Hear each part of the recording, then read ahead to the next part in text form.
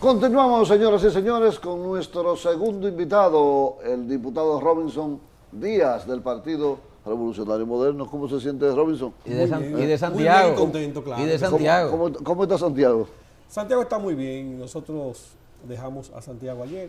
Hoy estamos ya en el Congreso a ver el Código Penal. Se hizo una convocatoria especial para el día de hoy. Sí. Y hasta el sábado pensábamos que no se iba a conocer ese código. Pero aquí estamos, cumpliendo con una gran responsabilidad, que es la de representar no solamente la provincia de Santiago, sino a todos los dominicanos. Mire, pues en Santiago hay una resolución ahí que no le permiten ahí los negocios a los indocumentados.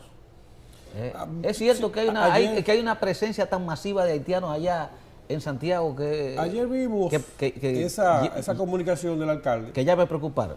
Sí, y creo que en verdad se le ha ido de las manos al gobierno el tema de la migración haitiana, no solamente en Santiago, sino en todo lo que es la línea noroeste. En Santiago específicamente porque ya es una ciudad mucho más grande, hay mucho más presencia, incluso los mismos empresarios, los mismos empleadores utilizan a los haitianos para muchas labores. Y yo creo que la medida que se ha tomado no es que sea imperativa, o sea, sino hay que tomarla como una precaución, hay que hacer un llamado y en verdad yo creo que ese comunicado de Abel Martínez nosotros lo vemos bien. Es preocupante el tema de que, como dicen algunos, viene siendo una invasión pasiva y no es un tema de racismo, sino que se comienza a tomar los controles necesarios para que ese flagelo no siga creciendo. Pues dice el ministro de la Fuerza Armada que eso es parte de una campaña que hay. No. O sea, puede ser que se vea como una campaña. Yo decía que a veces se habla más de la cuenta, pero en verdad Santiago está bien acopado por muchos haitianos. Está haitianizado, podemos decir que está haitianizado. No está haitianizado, no a ese nivel, pero sí hay presencia de muchos haitianos.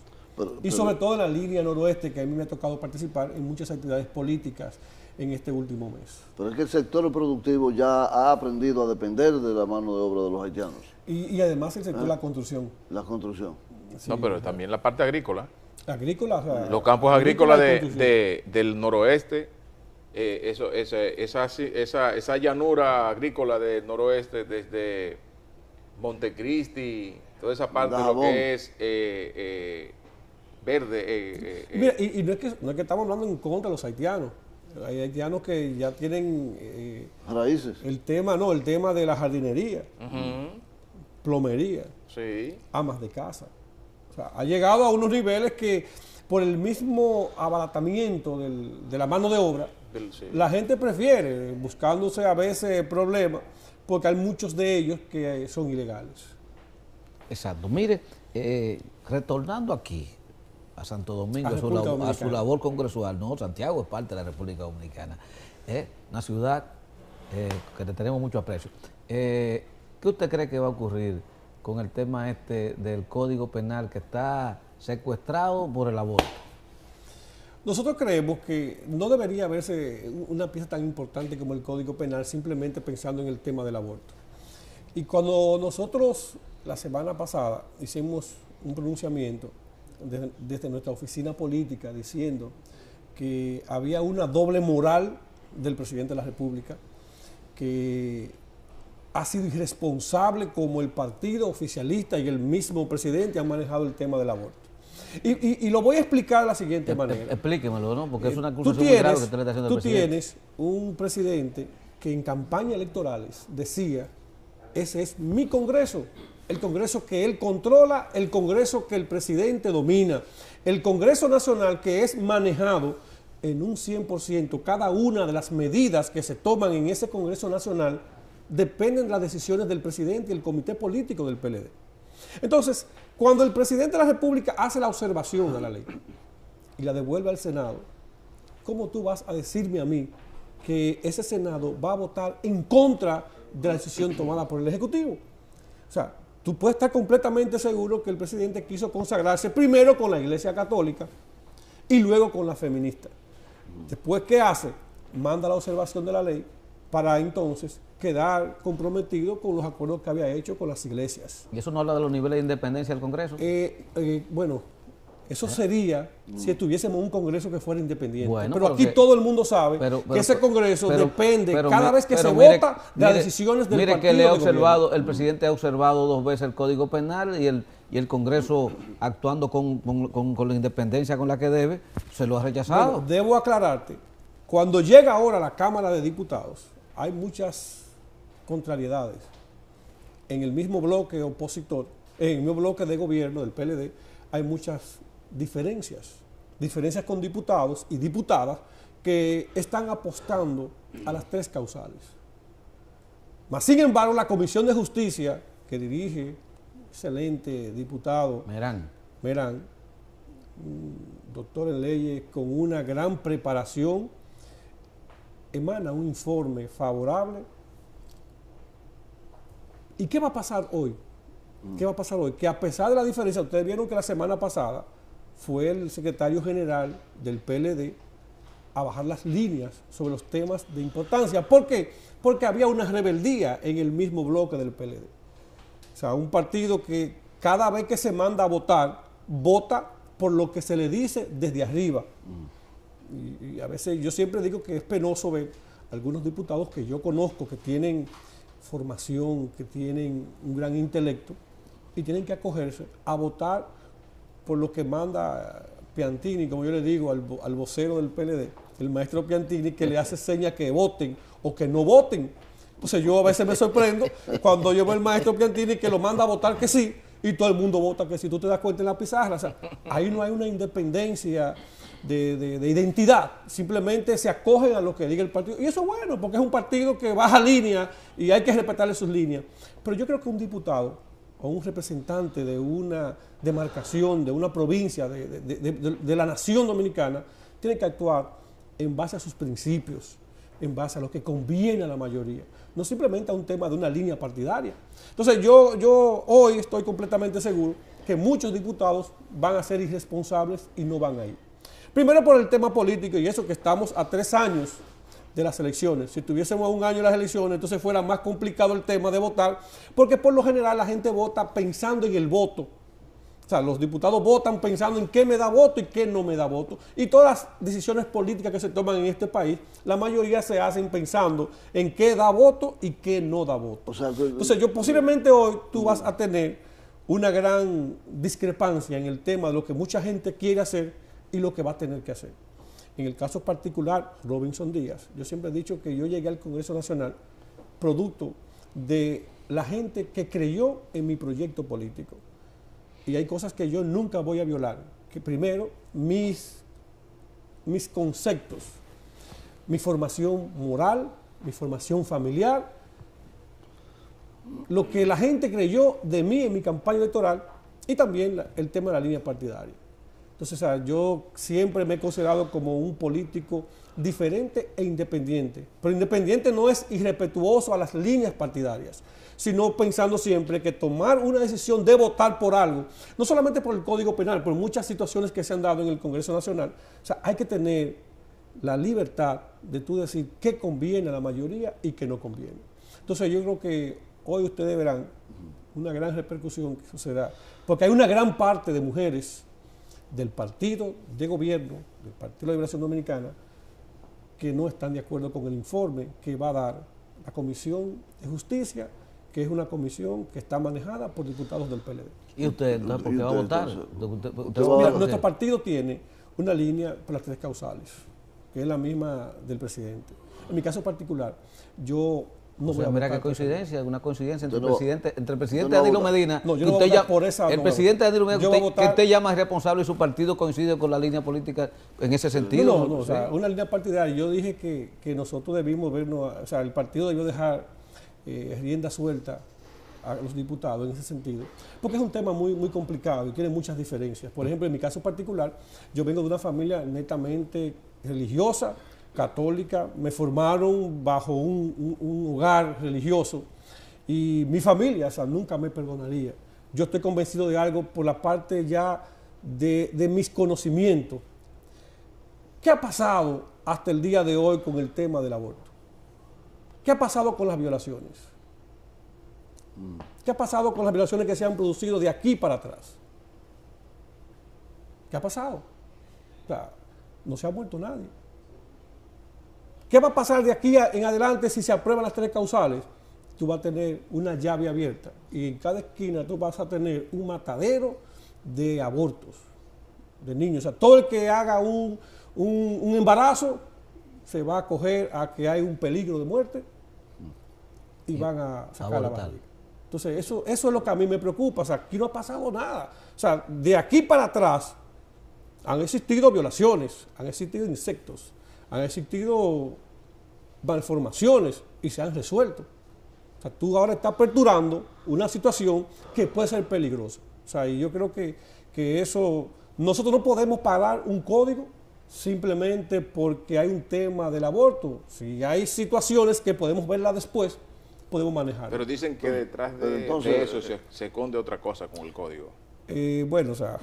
Que es la parte que mucha gente no quiere que aprueben, no tanto el código tiene su parte. Pero no tanto el aborto, sino el otro contenido del Código Penal. La otra parte, sí, porque es muy amplio y yo creo que es importante que ya eso se revisó y tiene bastante tiempo, más de 100 años trabajando con un código completamente obsoleto. Y yo creo que se ha dado un buen avance y el mismo avance se dio con el mismo tema de la ley 241, que fue derogada y la nueva ley de movilidad y tránsito tiene muchas irregularidades, tiene muchas situaciones, pero ya dimos el avance, ya se está aplicando. O sea, hay que ir trabajando sobre la marcha. Yo creo que eso, si hoy se deja sobre la mesa, si no se aprueba el Código Penal, estamos dando un retroceso. Y mira que estoy diciendo algo de manera muy personal, no como una línea partidaria, porque el partido puede tener su posición, yo la respeto. O sea, me acojo a la mayoría de las decisiones del partido, porque soy un hombre del partido, Revolucionario Moderno, pero independientemente de eso tengo mis propias convicciones. ¿Pero va a votar por el código con las 3 causales o se va a abstener, puro y simple? No, voy a votar en contra. O sea, se va con la posición de la Iglesia Católica. ¿En contra del aborto? La posición de la Iglesia Católica, de las iglesias. Es correcto. Pero entonces, usted entra en contradicción con la línea partidaria del PRM ha votado. Pero no voy a entrar en contradicción con mis principios morales. Eso es bueno. Eso es otra cosa. Es una posición de principio. Posición de principio. Sí. Vámonos a la pausa. Hay muchos temas más que abordar con Robinson Seguro Díaz, que sí. diputado al Congreso Nacional por la provincia de Santiago. Retornamos en breve, porque hay mucho más en su resumen matinal.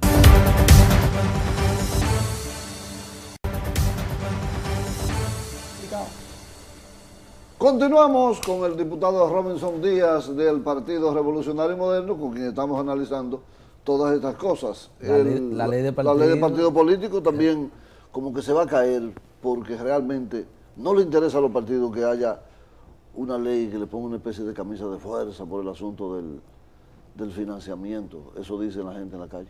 Termina esta legislatura el 25, el 26, me parece que. Sí. Y yo creo que el interés no es que se caiga la ley. Yo creo que hay en la comisión bicameral, en la cual yo de manera muy regular siempre participo, la comisión bicameral, veo el debate, veo el interés de los diferentes partidos. O sea, el partido de gobierno, el Partido de la Liberación Dominicana, tiene mayoría en la comisión bicameral y por lo general, si se llegara al extremo de tomar decisiones por votación, se impondría la decisión de la mayoría, de los senadores, que son todos del PLD, y de los diputados que tienen mayoría también el PLD.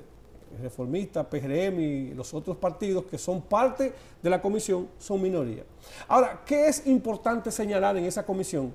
Que la mayoría de los temas han sido consensuados por todas las partes. O sea, ha existido un ambiente de querer aprobar esa ley. O sea, se vieron todos los artículos de la ley. Ahora se está comenzando a revisar aquellos artículos que quedaron sobre la mesa. Porque para poder avanzar, ¿qué se estaba haciendo? Tú cogías, por ejemplo, un artículo que chocaba, que habían contradicciones, para evitar el tema de debate y prolongar una sesión que siempre son de 3 a 4 horas. Para evitar el estancamiento, se dejaba sobre la mesa y se seguía avanzando. Se terminaron los 77 artículos. Ahora se están revisando aquellos que quedaron sobre la mesa, buscando consenso. Y vamos muy bien. Y digo que vamos muy bien porque en el ánimo de todos los integrantes de la comisión bicameral existe la idea de querer terminar la ley de partido. ¿Cuál es el tema, como tú decías, que hay temas que vienen ahora, como el tema de las sanciones, el tema del gasto en las campañas electorales, la cuota de la mujer, y eso va a crear situaciones que se van a poner un poquito divergentes. Y digo divergentes porque, por ejemplo, nosotros propugnamos por un control total del gasto en las campañas electorales. O sea, tú no puedes tener una campaña en la cual, por ejemplo, yo como diputado, que pueda gastar 50 millones de pesos. Aquí en Santo Domingo, en la capital, hay candidaturas que gastaron por encima de 100 millones de pesos para ser diputado. ¿Cómo? Y entonces, en la capital. 100 millones, pero eso es demasiado dinero. Acuérdate que una cuña publicitaria en televisión tiene un costo. Sí, pero eso y aunque te la regalen, aunque tú muchas veces tú te la regalas mucho mal agradecido, como son ustedes los políticos. Es que independientemente... se alzan con el santo y la limón. Después no aparecen más. Independientemente de que sea un regalo, una cuña cuesta dinero. Entonces, aquí con el poder político, el partido de gobierno, tiene la ventaja de decirle, tú sabes cómo se maneja esto, un ministro, el esposo de una candidata, el novio de otra candidata, el padrino de un candidato, para no poner casos específicos, llama a un productor, mira, colócame eso ahí. Eso es una cuña que cuesta dinero y como tú dices, que después no pagan el favor, pero es un favor político, pero cuesta dinero. Entonces, si tú sumas eso más las vallas, más los gastos que no se ven, que no se fiscalizan, se gasta mucho dinero. Y yo digo que, ¿cómo es posible tú tener una gente que gaste por encima, no te voy a hablar de los 50 y los 100, el que gasta más de 10 millones de pesos en una campaña para ser diputado, tú puedes estar seguro que está comprometido a hacer un trabajo mal hecho? Porque tú económicamente no vas a recuperar ese dinero. O sea, no hay forma de recuperarlo en el Congreso Nacional. Y fuera del aire le explicaba que económicamente, en mi caso particular, tú te vas a estancar al Congreso Nacional. Pero tú tienes la gran ventaja, como lo digo yo, que tú haces, si tú vas con responsabilidad a hacer el trabajo, tú quedas bien. Yo estoy muy contento, muy orgulloso de lo que estoy haciendo desde mi curul en el Congreso Nacional. Entonces, uno de los temas primordiales en esa ley de partido es el control del gasto. O sea, tú no puedes tener que un joven que tenga principios, que tenga una labor social, pero que sea de clase media baja o de clase baja, ¿cómo compite con un diputado actual o con un diputado que sea soportado por algún sector económico poderoso o un sector político? O sea, no hay forma de competir, sobre todo con el sistema que tenemos, el sistema que es un sistema completamente clientelar. Y digo clientelar porque los que están en el gobierno usan los recursos para satisfacer las necesidades de sus seguidores y los que estamos afuera del gobierno queremos llegar para hacer lo mismo. O sea, es un tema que tú dices, pero, o sea, ustedes que, bueno, o sea, cuando tú ves que hay un cambio de gobierno, entonces el que llega hace lo mismo que está haciendo el que está. Entonces, es un tema que yo creo que nosotros tenemos que hacer una autoevaluación con el tema de la ley de partidos. Y yo creo que no es cierto que existe el interés de estancarla. Nosotros como oposición, dice alguien que una cosa es porque estamos en la oposición, una cosa es si estuviésemos en el gobierno, que son dos formas de pensar muy diferentes y en eso sí estamos de acuerdo. Ahora, lo que sí pienso, que el sistema no puede seguir como está.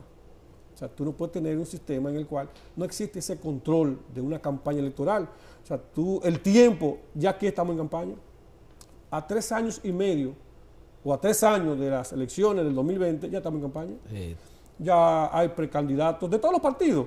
Ya hay gente aspirando a diputado. Me dice uno, mira, yo voy a aspirar a diputado para el 2020, pero ni siquiera hay una ley para eso, espérate. No, yo voy a aspirar. O sea, es un país en el cual el tema de las aspiraciones es un tema que la gente entiende que ser político o ser funcionario o ser diputado, eso es una cosa que hay que invertir mucho dinero. Entonces, yo creo que es un tema que hay que evaluar. ¿Cómo se invierte 100 millones de pesos si tú no sabes que va a sacar una cantidad así? ¿De dónde sale dinero para invertir 100 millones de pesos en una candidatura a diputado? Lo que pasa es lo mismo que te decía. ¿Que va a ganar? ¿Cuál es el salario mensual? 175,000 pesos. Si tú lo multiplicas por 48 meses, sí, 48 meses, no te da lo que realmente tú esperas. En mi caso particular, nosotros hicimos una declaración vía un notario público, un CPA, un contador público autorizado.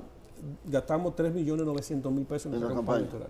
Pues y fue la más económica. Salió barata. Salió muy barata. 3.900.000 pesos. Sí. Óyeme, tú estás hablando que para una gente pobre, para una gente de clase media, votar 3.900.000 pesos en la calle para una campaña, eso es imposible. Eso es imposible. Nosotros hicimos un informe de lo que gastamos y presentamos en Santiago una rueda de prensa de dónde salió el dinero. Gracias a Dios, por los amigos que tengo, empresarios, recibimos muchas ayudas. Y ese es otro de los temas también que se va a controlar. Por ejemplo, cuando tú tienes candidatos que son apoyados por sectores empresariales, entonces, ¿qué sucede? Que tú te conviertes entonces en un político que depende de esos sectores que te patrocinaron tu campaña electoral. Y te estoy hablando de un caso de un diputado, pero imagínate de un alcalde, imagínate de un presidente de la República. O sea, cuando hay sectores que invierten, porque aquí los empresarios invierten en las campañas electorales, no es por amor al arte.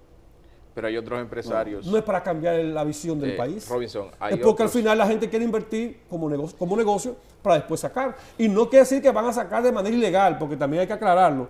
El hecho de que tú me des una contrata. Los privilegios. O sea, me da el privilegio de, bueno, o sea, mira, te voy a invertir, pero mañana yo lo que soy es herrero.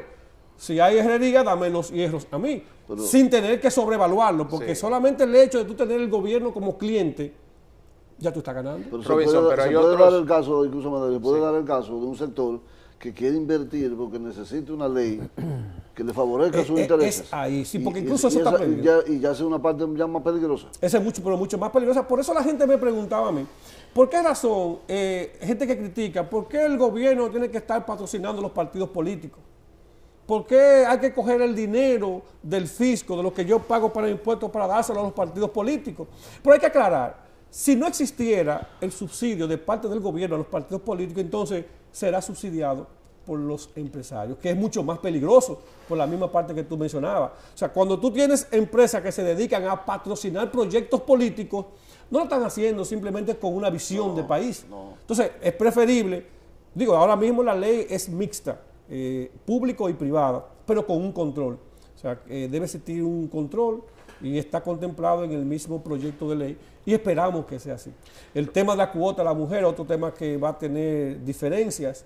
Nuestra posición es la paridad. Yo entiendo que la mujer y los hombres tienen que tener el mismo porcentaje, claro que sí. Y yo no digo 50-50, porque la mujer tendría la oportunidad de tener el 100%. Claro. O sea, eso es un tema que el número es por si acaso se da la situación de que se hagan listas cerradas, que sería para mí un atropello a la democracia. Tú tener listas cerradas, de volver al tema viejo, de poner números. Entonces ahí sí los partidos, las cúpulas de los partidos, tienen su participación de cuota para su gente. Eso sí es peligroso. O sea, yo creo que el tema del método que la gente pueda votar por el que quiera, sin importar el partido que sea, es el que debe reinar. Robinson, volviendo a la ley de partidos políticos, hay empresarios, entre comillas, ¿verdad?, que subvencionan a políticos, a candidatos, y ese dinero, con la ley de partidos políticos, los candidatos, los aspirantes van a tener que publicar el origen de ese dinero. ¿Cómo van a manejar eso entonces cuando es dinero mal habido, cuando es dinero del narcotráfico, por ejemplo? Es que se supone que no debe existir entonces. O sea, cuando tú tengas que hacer un reporte de dónde estás recibiendo, de quién lo estás recibiendo, la misma ley habla del dinero que viene de manera ilícita. Entonces tú, al reportarlo, por ejemplo, una gente que no tenga una empresa, una gente que no tenga un aval económico, no puede hacer un aporte. El dinero abre los ojos, y cuando hay grandes cantidades en política... Mira, ese es uno de los principales problemas que tenemos en República Dominicana. Y lo digo porque no hay forma de tú poder controlar todo. O sea, que hay un sistema clientelar que es el que se maneja dando los 500, los 1.000 pesos y repartiendo. Y tú repartes 500.000 pesos. En efectivo, los repartes en un ratico. Claro. 500.000 pesos no es más que 50 o 100 dirigentes de 5.000 pesos para un trabajo político. Y eso no hay forma de contabilizarlo. Lo que sí creo que ahora viene la etapa en la ley en la comisión bicameral de las sanciones que se van a aplicar a la violación de ese tipo de situaciones que se puedan dar. Que el presidente de la Junta Central Electoral en una conferencia ahí en la Cámara Americana de Comercio hizo alusión a eso, al dinero del narcotráfico que está financiando la actividad política aquí en la República Dominicana. Eso es cierto, y debo decirte que existieron muchos casos. En Santiago habían casos de personas que estaban involucradas y gracias a que la gente tomó una buena decisión, no tenemos ese tipo de perfiles hoy representando una provincia como Santiago. Y lo digo porque, o sea, los partidos en busca de querer lograr el poder en un momento de unas elecciones acaloradas, o sea, no hacen la selección de los precandidatos como debe hacerse. Y es un tema también que se tocó en la comisión bicameral. O sea, tú no puedes permitir que cualquiera llegue al Congreso Nacional. Usted está hablando del primer poder del Estado y con eso no queremos menospreciar. O sea, no es un tema de tú decir, bueno, es que para ser diputado hay que hacer una maestría en Harvard. No, no, no, no. O sea, es que debe haber un perfil, un requisito para que quien ocupa una posición tan importante, toma decisiones, primer poder del Estado, no puede ser un cualquiera. Tú tienes, por ejemplo, en el país, y hablo de Santiago, puede ser tu caso, que es mi provincia, regidores o concejales que ni siquiera son bachilleres, que no saben leer, que no saben escribir. Pero eso no se ve solamente, eso se ve en cualquier parte del país, en muchos distritos municipales, en el cual, o sea, no importa lo que tú intelectualmente tú seas, sino que tú tengas el dinero para costear la campaña electoral. Y yo, que aspiro a ser el senador, a mí lo que me conviene es tener diputados, con el método de Homs, con el método el voto de arrastre, sí, que los diputados que me pongan tengan dinero. O sea, eso no debe ser. O sea, si nosotros queremos tener un país diferente, tenemos que comenzar a dar señales de que queremos que las cosas cambien. Y por eso yo creo que esa ley de partido, aunque no se termine en esta legislatura, yo estoy convencido de que para la próxima, o para este año, debe darse una señal, porque lo contrario ya comienza el año 2018, ahí comienzan ya las candidaturas internas, y ahí eso se va a estancar. Este es el año de terminar la ley de partidos. ¿Usted es partidario de que se reduzca la cantidad de legisladores en el Congreso Nacional? Hay gente que se ha pronunciado en ese sentido, tomando en cuenta una propuesta que ha hecho, y parece un proyecto que en ese sentido ha iniciado el presidente de Francia, el nuevo presidente de Francia. Yo creo que eso ha tenido repercusiones aquí en República Dominicana. Sí, tuvo una disminución de más de un 30% en Francia. Sí. Y mira, y yo estoy de acuerdo con él. República Dominicana es un país que nosotros con una sola cámara resolvemos el problema. Disminuiríamos el gasto de lo que significa tener tantos senadores y tantos diputados. Podemos dejar un senador por provincia, eso está bien, pero la cantidad de diputados podemos rebajarla, yo creo que en más de un 30%. En mi circunscripción son 8 diputados. Tú dirías, bueno, es que el tema de la representatividad, no, el tema es que se haga un trabajo responsable. Es que un diputado no está para hacer un plan social en una circunscripción, y eso es lo que se ha mal interpretado y se ha mal manejado en la República Dominicana. Un diputado está específicamente para legislar y para fiscalizar en representación de quienes votaron por él. Pero eso es el clientelismo político. ¿Cuál es el tema? Que si tú eres diputado, tienes que mantenerte los 4 años dando dádivas, sí, llevando regalos, dándole 500 pesos a aquel, pagando las recetas. O sea, es que yo no entiendo el concepto que se tiene de un diputado. Entonces, lamentablemente, un diputado, si se dedica a hacer un trabajo encomiable en aras de fiscalizar, que ese va a ser su principal rol. Y por eso yo me sentí indignado cuando en el Congreso, en la Cámara de Diputados específicamente, no se aprobó la ley de fiscalización y control. En cualquier país del mundo, país desarrollado, el Congreso tiene un poder que cuando, bueno, vimos el caso de Brasil, de Dilma Rousseff. Ese no es el mejor ejemplo, ¿no? No, puedo decirte un caso, que el Congreso destituye. O sea, en Estados Unidos, cuando el Congreso cita y somete... Ah, bueno. O sea, ahí tú tienes, por ejemplo, que el Congreso es el Congreso, es el primer poder del Estado. Entonces, lamentablemente aquí, el Congreso es un centro de acopio para resolver problemas sociales de la gente. A mi oficina llegan una gran cantidad de recetas, que a veces mi esposa me dice, pero tú vas a tener que poner una farmacia. Porque la gente entiende que tú lo que estás es para resolver las recetas, las operaciones. Yo conozco diputados que hacen una labor encomiable con el tema de operaciones médicas, que andan en hospitales y lógicamente, como tienen conexiones con el gobierno, se dedican a buscar ayuda, y eso está bien, pero eso da señal de que hay un sistema de salud deficiente en la República Dominicana. Cuando un diputado tiene que dedicarse a dar recetas, es porque no existe un plan de seguridad social, porque no existe un sistema de salud que permita que la gente vaya a un centro hospitalario. Y te digo, por ejemplo, Santiago debe ser declarado en emergencia, y qué bueno que el ministro de de Administración Pública, Ventura Camejo, ayer hizo un pronunciamiento contundente, muy contundente en el tema de salud. Señores, el Hospital de Niños de Santiago, el Arturo Grullón, que es el hospital que atiende más de 110,000 niños al año, de los 7 quirófanos que tiene, solamente 1 funciona.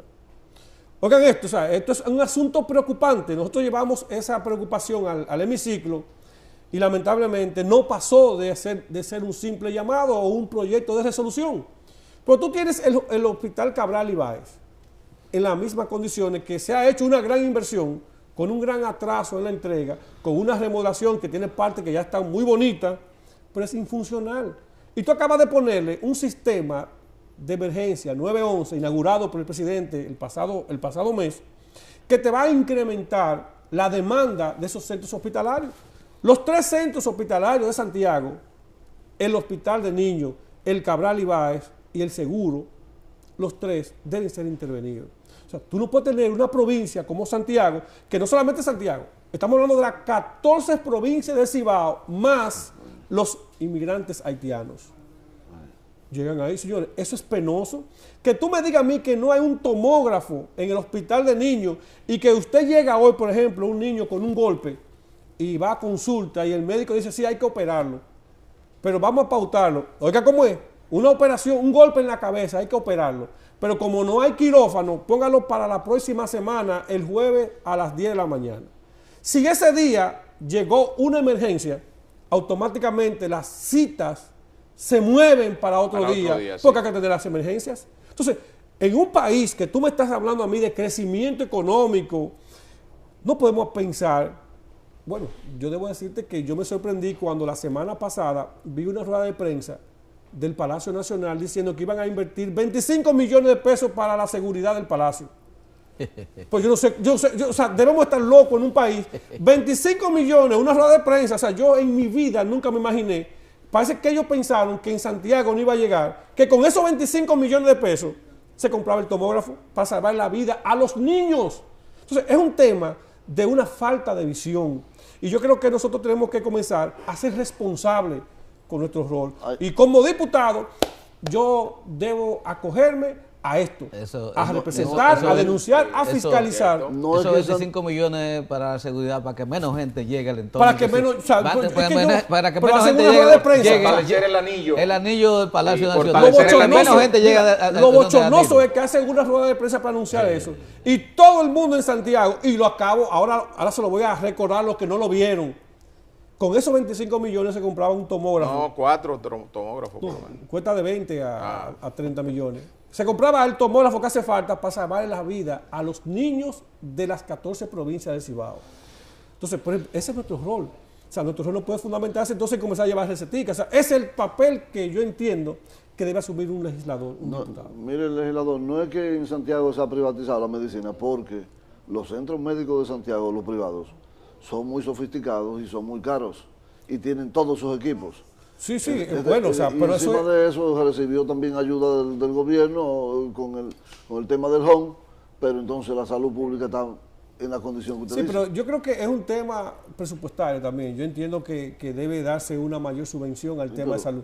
Mira que tú tienes que la última panacea del gobierno de Danilo Medina y el PLD fue el tema de educación, el 4%. Pero me decía alguien que estuvo en mi oficina con un problema de cáncer. Me decía, oye, yo prefiero ser bruto y estar sano.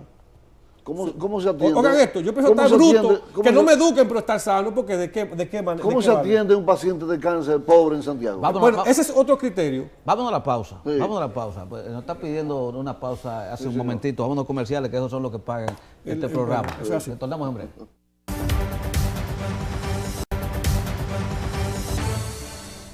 Continuamos, señores, con el diputado Robinson Díaz, del Partido Revolucionario Moderno, y le planteábamos el tema de la salud de Santiago, cómo se maneja, por ejemplo, un paciente de cáncer en un sistema de salud altamente oneroso, prácticamente privatizado, porque el sistema de salud pública, mire las condiciones que está. Yo te decía, fuera del aire, que el tema de salud, no solamente en Santiago, sino del país, en República Dominicana entera, donde está el principal problema es en la atención terciaria.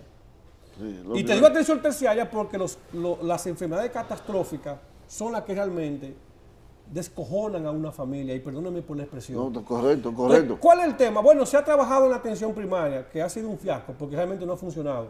Bueno, una persona llega con un accidente, se peló en un brazo, que se cortó. Eso se atiende en la casa con Mentiolé, como decía el viejo mío. Sí. Pero cuando tú hablas de enfermedades catastróficas, en este país no hay condiciones para atender un politraumatismo a una gente pobre, un cáncer, un trasplante de órganos, un derrame cerebrovascular. O sea, en este país, lamentablemente, el pobre que le da una de esas condiciones está condenado a morirse. Entonces, tú te das cuenta, con el gasto público que tiene el gobierno, el gasto corriente que tiene funcionarios aquí ganando millones de pesos, y sin embargo hay gente que se muere por 500,000 pesos. Pero porque no hay forma, o sea, el país no está preparado para la atención terciaria. Yo tengo en mi oficina, y agradezco, déjame decirte, a la presidenta de la Cámara de Diputados, Lucía Medina Sánchez, y lo hago público y responsable, porque ha sido una mujer benevolente con este tipo de situaciones, que en muchas ocasiones uno va, le presenta el caso, y ella misma se interviene en esas situaciones. Porque es difícil, uno como representante de una comunidad, una circunscripción como la mía, que tiene más de 250,000 votantes, y tú tienes gente que van donde ti porque entienden que hay situaciones. Ahora mismo yo estoy haciendo un telemaratón para una persona del municipio de Navarrete que tiene un cáncer terminal, y óigame esto, los medicamentos que le recetaron son 240,000 pesos mensuales. Ay, madre. Medicamentos. Entonces, tú dices, una familia pobre, una familia clase media, se convierte automáticamente en pobre. Un clase media baja se convierte en mucho más pobre. Misérrimo. Entonces, es un tema que el país necesita ponerle atención. El gobierno, Danilo Medina, tiene que poner atención al tema de la salud. Mira que se trabajó con el tema de educación, y aparentemente con el 4% se ha resuelto el problema, según el gobierno, que todos sabemos que no, que eso ha sido uno de los fraudes más grandes que ha tenido la República Dominicana. Estamos investigando unos temas con respecto al tema de educación, que tiene que ver con los terrenos en Santiago, de todas las escuelas que se construyeron, la sobrevaluación que hubo en los terrenos, que nosotros ahora asumimos esa agenda, y un grupo de 9 diputados del bloque Cibao, hemos hecho un bloque, los diputados del Cibao, nos dedicamos ahora a hacer investigación con el tema de la sobrevaluación en los terrenos, porque en mi comunidad yo descubrí un solar que a mí me lo estaban vendiendo, oigan esto, a mí me lo estaban vendiendo por 2 millones de pesos, el solar. A mí me interesaba porque quería hacer una especie de una casa de veraneo. Sí. Es un sitio en Santiago que es casi un campo, en Santiago. Me lo vendían por 2 millones de pesos. Eran 22 tareas de tierra. ¿Ustedes saben cuánto pagó el gobierno por el solar donde estaba la escuela? 8 millones de pesos. Por el solar.